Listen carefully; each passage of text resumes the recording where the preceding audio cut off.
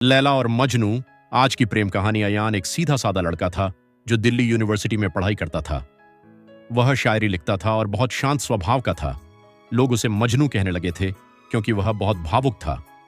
एक दिन यूनिवर्सिटी के एक प्रोग्राम में उसकी मुलाकात लैला से हुई। लैला एक समझदार और बोलने में तेज लड़की थी।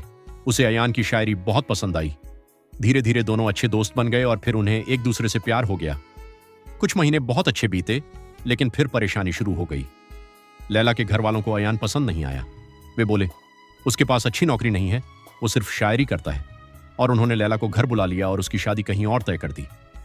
अयान बहुत दुखी हो गया। उसने लैला को बहुत फोन किया, मैसेज किया, लेकिन लैला से कोई बात नहीं हो पाई। लैला मजबूर थी और अयान अकेला हो गया। उसने सोशल मीडिया छोड़ दिया और सिर्फ अपनी शायरी में खो गया। उसने लैला के लिए एक किताब लिखी और उसका नाम रखा जो मैं कह नहीं सका। कई साल बाद एक दिन लैला को वही किताब एक दुकान में दिखी। उसने पढ़ा और उसकी आंखों में आंसू आ गए, लेकिन तब तक बहुत देर हो चुकी थी। किताब पढ़ने के बाद लैला को चैन नहीं मिला। वह दिल्ली वापस आई। बहुत खोजबीन के बाद उसे वही पुराना पार्क मिला जहां अयान अक्सर बैठा करता था। वह दूर से देख रही थी। अयान एक बेंच पर बैठा था, पुराने लैपटॉप पर कुछ लिख रहा था। उसके बाल बिखरे हुए थे, कपड़े मामूली से, लेकिन उसकी आंखों में अब भी वही गहराई थी। लैला कुछ देर बस उसे देखती रही, फिर हिम्मत करके उसके पास गई और बोली, अयान। अयान ने धीरे से उसकी तरफ देखा। कुछ पल के लिए खामोशी छा गई।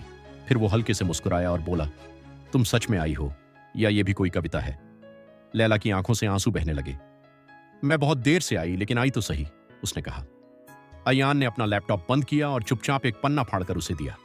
उसमें लिखा था, कुछ मोहब्बतें मुकम्मल नहीं होती, लेकिन अधूरी रहकर ही वो अमर बन जाती हैं।